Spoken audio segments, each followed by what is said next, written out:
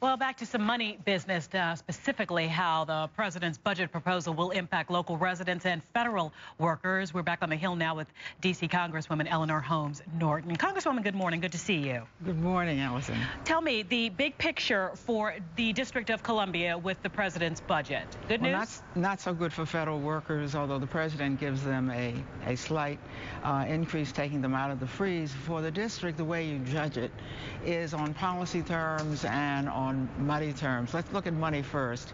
We have four top priorities in the country, and the president funded them all. Education priority, the D.C. tag bill, a $5 million increase. This is sending our youngsters across the country to any state-supported institution. Our economic development priority, $100 million to continue the development of the Department of Homeland Security in Ward 8, and money so that the district can start to develop its part of the St. Elizabeth's campus on the East Campus. Then there's our health priority, and the president put $5 million for treatment and prevention of HIV/AIDS. And then our big environmental priority has money in there for WASA so that we can begin to clean up the Anacostia River. There's a big breakthrough here, though, on policy. Last year, the president indicated right in his budget, his support for budget autonomy for the District of Columbia.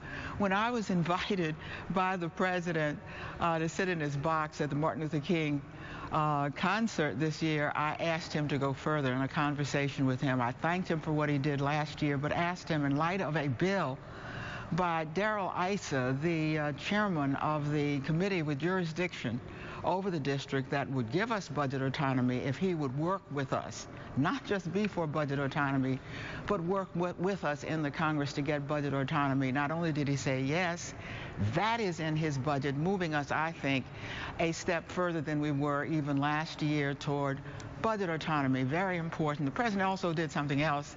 He took the language of my bill that would keep the district open whenever there is a shutdown over these federal issues, and put that language in his bill and asked that that bill be passed. So I don't think the District of Columbia has any complaints about this president's budget this year. You mentioned the federal workers, and we actually talked with a reporter with the Washington Post, and he broke it down as far as who's going to be getting less money and who will also be funded more as well. So does it seem that the priorities maybe are shifting as far as the government goes, the federal government, the workforce, and the agencies involved with that, agencies like education, EPA, those sorts of agencies? Yeah, for example, EPA took a slight or a small decrease, but I'm impressed by the fact that the president kept most of these agencies at what we call level funding, about what they were last year. Of course, that's a cut because the cost of living goes up somewhat. Federal workers, the president already has had some had already had a freeze. He does not extend that freeze. But the Republicans here, of course, want to do so. In fact, the president begins to take recognition of the fact that this freeze has been a 2-year big cut for federal workers, and so he gives them a small increase. And we don't have to fight hard for that. Big disappointment in the budget, but not as big as it might have been. We have been getting promised, authorized, $150 million every year to fix our metro system, which the federal government depends upon as much as it depends upon any agency of the federal government.